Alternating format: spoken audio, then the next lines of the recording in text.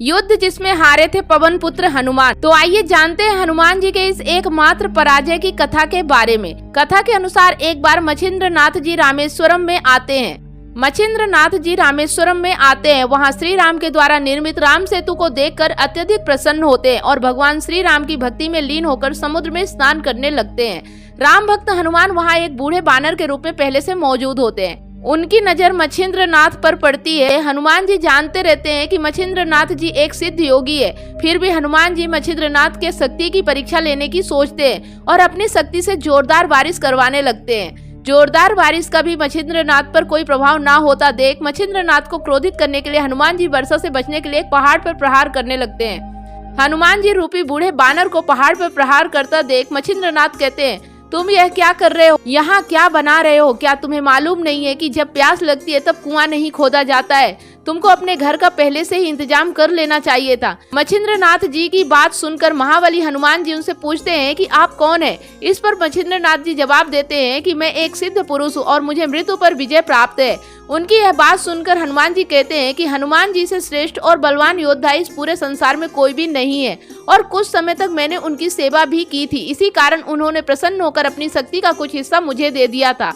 अगर आपके अंदर इतनी शक्ति है तो आप मुझसे युद्ध कीजिए और मुझे युद्ध में पराजित कीजिए, नहीं तो स्वयं को योगी कहना छोड़ दीजिए। इस तरह मच्छिंद्रनाथ जी हनुमान जी की चुनौती स्वीकार कर लेते हैं। फिर दोनों के बीच युद्ध शुरू हो जाता है। युद्ध शुरू होते ही हनुमान जी आकाश में उड़ने लगते हैं और मच्छिंद्रनाथ के ऊपर पर्वतों को उठाकर वार करने लगते हैं।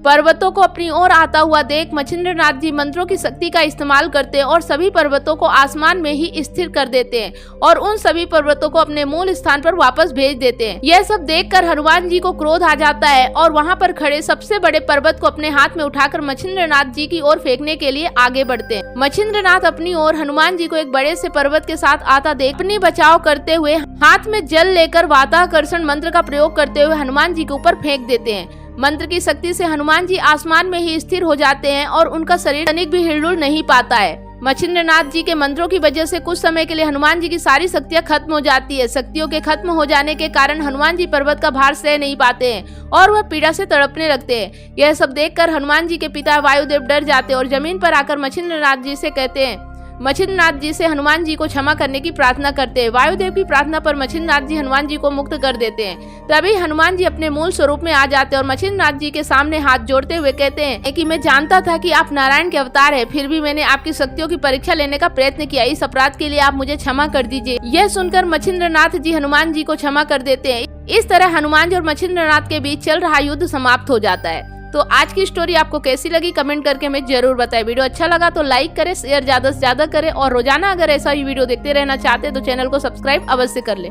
साथ ही बेल आइकन प्रेस करें ताकि जब भी कोई नई वीडियो अपलोड करें सबसे पहले आपको नोटिफिकेशन मिल सके। वीडियो अगर आप फेसबुक पेज पे देख रहे हो तो पेज को फॉलो करें, स्टार देके भी सपोर्ट जरूर करें। फिर मिलते हैं एक नई जानकारी के साथ नेक्स्ट वीडियो में। तब तक आप सभी लोगों को वीडियो अंत तक देखने के लिए बहुत बहुत धन्यवाद।